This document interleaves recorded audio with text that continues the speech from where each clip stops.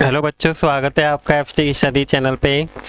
आज हम क्लास 9 का सोशल साइंस का चैप्टर नंबर 2 संसाधन के रूप में लोग, इसके इम्पोर्टेंट क्वेश्चंस देखेंगे। तो आइए शुरू करते हैं। हम सबसे पहला क्वेश्चन देखते हैं कि मानव पूंजी से आप क्या अभिप्राय है। मानव पूंजी कौशल और उसमें निहित उत्पादन के ज्ञान को क्या बोलते हैं? मानव पूंजी बोला जाता है। मानव पूंजी के निर्माण में शिक्षा की क्या भूमिका है? मानव पूंजी शिक्षित व्यक्ति अधिक उत्पादक और कुशल होते हैं। जो शिक्षित व्यक्ति होते हैं वो उत्पादन ज़्यादा करते हैं और काम करने में भी क्या होते हैं? कुशल होते हैं, यानी कि एक्सपर्ट होते हैं। सन 2014 में भारत की जीवन प्रत्याशा क्या कितनी थी? 68.3 वर्ष थी। जीवन प्रत्याशा क्या होती है? जीवन जीने की इच्छा कितने साल तक थी? 68.3 वर्ष तक थी। अधिक जनसंख्या का एक सकारात्मक पहलू बताइए। अधिक जनसंख्या में शिक्षा, प्रशिक्षण, स्वास्थ्य में निवेश कर अधिक मानव पूंजी का निर्माण किया जा सकता है। समाज में कार्यरत ऐसे दो व्यक्ति को उदाहरण दीजिए जिन्हें मानव पूंजी कहा जा सकता है। तो वो कौन से हैं? डॉक्टर और अध्यापक। प्राथमिक क्षेत्र में किन किन आर्थिक क्रियाओं को शामिल किया जाता है? प्राथमिक क्षेत्र में कृषि, वानिकी, पशुपालन, मत्स्य पालन, मुर्गी पालन, खनन आदि को शामिल किया जाता है। द्वितीयक क्षेत्र में किसको शामिल किया जाता है? उत्खनन और विनिर्माण को शामिल किया जाता है। तृतीयक क्षेत्र में शामिल आर्थिक क्रिया कौन कौन सी हैं? तृतीयक क्षेत्र में व्यापार, परिवहन, संचार, बैंकिंग, बीमा, शिक्षा, इन सबको शामिल किया जाता है। गैर बाजार क्रिया क्या होती हैं? गैर बाजार क्रिया वे होती हैं जो स्वयं उपभोग के उत्पादन तथा कार्य करने के लिए की जाती हैं। उन्हें हम गैर बाजार क्रिया कहते हैं। बाजार क्रिया वो होती हैं जिसमें वेतन या लाभ के उद्देश्य से की जाती हैं। वे क्रियाएं बाजार क्रिया होती हैं और वे क्रियाएं शामिल है जिनके लिए पारिश्रमिक का भुगतान किया जाता है। बाजार में किसी व्यक्ति की आय के निर्धारक कोई दो घटक बताने। शिक्षा और कौशल। प्रश्न नंबर 12 की संसाधन के रूप में जनसंख्या की गुणवत्ता के कारक बताइए। तो जनसंख्या की गुणवत्ता के कारक किन तत्वों पर निर्भर करते हैं? इसी को दूसरे तरीके से इस तरह से पूछा गया है। तो इसका आंसर देखते हैं कि जनसंख्या की गुणवत्ता साक्षरता दर, जीवन प्रत्याशा से निरूपित व्यक्तियों के स्वास्थ्य और देश के लोगों के द्वारा प्राप्त पोषण निर्भर पर निर्भर करती है। भारत में 2011 में साक्षरता दर कितनी थी? 74% थी। भारत में स्कूली शिक्षा से संबंधित किसी एक सरकारी कार्यक्रम का नाम लिखिए। तो वो क्या है? सर्व शिक्षा अभियान है। जन्म दर का अभिप्राय क्या है? जन्म दर का अभिप्राय एक विशेष अवधि में प्रति 1000 व्यक्तियों के पीछे जन्म लेने वाले शिशुओं की संख्या को जन्म दर कहते हैं। मृत्यु दर क्या है? मृत्यु दर से अभिप्राय एक विशेष अवधि के अंदर 1000 व्यक्ति के पीछे मरने वाले व्यक्तियों की संख्या को मृत्यु दर कहते हैं। बेरोजगारी से क्या अभिप्राय है?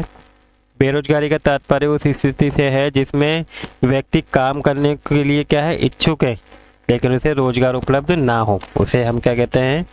बेरोजगारी कहते हैं। अब इसके लघु उत्तरीय प्रश्न हैं, जिसमें पहला क्वेश्चन है, दूसरे संसाधनों की भांति ही जनसंख्या भी एक संसाधन है। इस कथन के क्या करने हैं? हमें स्पष्ट करना है। तो हम इस कथन से सहमत है कि दूसरे संसाधनों की भांति ही जनसंख्या भी क्या है? एक संसाधन है। जनसंख्या जो है देश के उत्पादन का एक महत्वपूर्ण साधन भी है। यदि हम जनसंख्या पर शिक्षा, प्रशिक्षण तो मानव पूंजी का निर्माण किया जा सकता है तथा जनसंख्या को मानव पूंजी में परिवर्तित करके उससे अधिक कुशल एवं उत्पादक भी बनाया जा सकता है। मानव पूंजी निर्माण भी भौतिक निर्माण की ही भांति देश की उत्पादन शक्ति में वृद्धि करती है और मानव पूंजी निर्माण का देश के विकास एवं समृद्धि में भी महत्वपूर्ण योगदान होता है। अतः दूसरे संसाधनों की भांति ही जनसंख्या भी क्या है? एक संसाधन है। मानव पूंजी का निर्माण किस प्रकार से किया जाता है? मानव पूंजी का निर्माण निम्न प्रकार से किया जाता है। पहला, मानव संसाधन अथवा मानव पूंजी निर्माण हेतु शिक्षा में निवेश किया जाना चाहिए। शिक्षित व्यक्ति अधिक होने चाहिए। स्वास्थ्य में निवेश करके मानव पूंजी का निर्माण किया जा सकता है। स्वास्थ्य व्यक्ति अस्वस्थ व्यक्ति की तुलना में अधिक उत्पादक होते हैं। श्रमिकों के लिए प्रशिक्षण में निवेश कर उन्हें मानव पूंजी में परिवर्तित किया जा सकता है। प्रशिक्षण दी जा सकती है जिसे ट्रेनिंग बोलते हैं। और विभिन्न क्षेत्रों में वैज्ञानिक अनुसंधान पर भी व्यय करके भी मानव पूंजी का निर्माण किया जा सकता है। तो ये वेरी इंपॉर्टेंट क्वेश्चन है ये कि मानव पूंजी का निर्माण हम किस प्रकार कर सकते हैं। अब मानव पूंजी से अर्थव्यवस्था पर पड़ने वाले क्या 4 सकारात्मक प्रभाव हैं। मानव पूंजी से अधिक जनसंख्या को भी उत्पादन के संसाधन के रूप में परिवर्तित किया जा सकता है। मानव पूंजी निर्माण से व्यक्ति को अधिक उत्पादक और अधिक कुशल बनाया जा सकता है। मानव पूंजी निर्माण के माध्यम से लोगों को रोजगार के अधिक अवसर भी मिल सकते हैं। जो बेरोजगारी की समस्या को क्या किया जा सकता है, हल किया जा सकता है। और मानव पूंजी निर्माण के फलस्वरूप मनुष्य उत्पादन के अन्य संसाधनों का अधिक कुशलता से उपयोग कर सकते हैं। शिक्षित माता पिता का बच्चों के भविष्य पर क्या प्रभाव पड़ता है। मानव पूंजी निर्माण हेतु शिक्षा महत्वपूर्ण है। यदि किसी बच्चे के माता पिता शिक्षित है तो वे शिक्षा के महत्व को समझते हैं और बच्चों को भी शिक्षा पर अधिक निवेश करते हैं। वे बच्चों के उचित पोषण और स्वच्छता के प्रति भी सचेत रहते हैं। इस प्रकार वे अपने बच्चों की शिक्षा और अच्छे स्वास्थ्य की आवश्यकता का भी ध्यान रखते हैं और इस प्रकार वे बच्चे बड़े होकर देश के मानव पूंजी होते हैं जिनका लाभ संपूर्ण समाज को मिलता है तथा स्वयं बच्चों को भी मिलता है और वे अधिक उत्पादक एवं कुशल होते हैं और अतः उनकी आय भी अधिक होती है जिससे उनका जीवन स्तर क्या होता है, ऊंचा होता है। इसके बाद हमारा नेक्स्ट क्वेश्चन है प्रश्न नंबर 5वां। भारत में शिक्षा के विकास हेतु सरकार के द्वारा क्या क्या प्रयास किए गए हैं। तो भारत में विभिन्न पंचवर्षीय योजना में शिक्षा पर अधिक धन खर्च किया है। पहली पंचवर्षीय योजना में 151 करोड़ रुपये व्यय किए थे। ये धनराशि 11वीं पंचवर्षीय योजना में बढ़कर 3,766.90 करोड़ रुपये हो गई।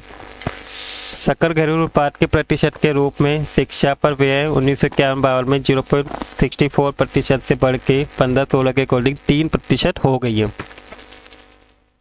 और इसके अतिरिक्त सरकार ने शिक्षा को बढ़ावा देने हेतु अनेक कार्यक्रम भी चलाए और सरकार ने विभिन्न शिक्षण संस्थाओं का भी विस्तार किया है और तथा देश में तकनीकी शिक्षा को भी प्रोत्साहित किया है। बेरोजगारी से आप क्या समझते हैं। साधारण बोलचाल की भाषा में बेरोजगारी का अभिप्राय किसी व्यक्ति को रोजगार के अवसर ना मिलना बेरोजगारी कहलाता है। अन्य शब्दों में हम क्या कह सकते हैं कि बेरोजगारी का अर्थ उस व्यक्ति को है जिसको काम नहीं मिलना, काम करने के लिए इच्छुक है लेकिन उसे काम नहीं मिल रहा तो उसे हम क्या बोलते हैं, बेरोजगारी कहते हैं। उसकी इच्छा एवं योग्यता के बावजूद भी उसे काम नहीं मिल रहा। यदि किसी व्यक्ति को काम मिला हुआ है परंतु उस काम से उसे अधिक के पूरे समय शक्ति योग्यता का उपयोग नहीं होता तो उसे भी अर्ध बेरोजगारी कहा जाएगा। नेक्स्ट क्वेश्चन है कि बेरोजगारी से क्या प्रभाव पड़ते हैं। भारत में बेरोजगारी एक प्रमुख समस्या था। अर्थव्यवस्था पर बेरोजगारी के अनेक नकारात्मक प्रभाव भी पड़ते हैं। बेरोजगारी के कारण मानवीय संसाधन की बर्बादी हो रही है और उत्पादक मानव संसाधन भी दायित्व में बदलते जा रहे हैं। लोग बेरोजगारी के कारण अपने व अपने परिवार का भरण पोषण ठीक प्रकार से नहीं कर पा रहे हैं। इस कारण समाज के जीवन की गुणवत्ता पर बुरा प्रभाव पड़ता है और बेरोजगारी से निर्धनता एवं अन्य सामाजिक बुराइयों को भी बढ़ावा मिलता है। बेरोजगारी का अर्थव्यवस्था के विकास एवं समृद्धि पर भी बुरा प्रभाव पड़ता है। इसके बाद आखिरी क्वेश्चन है सांख्यिकी रूप से भारत में बेरोजगारी की दर निम्न है किंतु वास्तविकता में ये गंभीर समस्या है। इस कथन को स्पष्ट कीजिए। यदि सांख्यिकी आंकड़ों के आधार पर देखें तो भारत में बेरोजगारी की दर काफ़ी कम है किंतु वास्तविकता में बड़ी संख्या में निम्न आय और निम्न उत्पादकता वाले लोगों की गिनती नियोजित लोगों में की जाती है। कुछ लोग पूरे वर्ष काम करते हुए प्रतीत होते हैं किंतु वास्तव में उन्हें काम नहीं मिलता है। उदाहरण के लिए कृषि में प्रचंड बेरोजगारी पाई जाती है, अर्थात कृषि में आवश्यकता से अधिक लोग कार्य करते हैं। अतः वास्तविकता में देश में बहुत से लोगों के पास पूरा योग्यता अनुसार कार्य नहीं होता है और वे निम्न वर्ग में आते हैं किंतु उन्हें बेरोजगार नहीं माना जाता है। तो ये थे आपके इस चैप्टर के और इम्पोर्टेंट क्वेश्चन। आई होप आपको सभी क्वेश्चन अच्छे समझ में आ गए होंगे और आपको वीडियो भी अच्छी लगी होगी। अगर आपको वीडियो अच्छी लगी तो प्लीज़ वीडियो को लाइक कर दीजिएगा और अगर इस चैनल पे आप नए हैं तो प्लीज़ चैनल को सब्सक्राइब कर दीजिएगा। Thank you for watching video.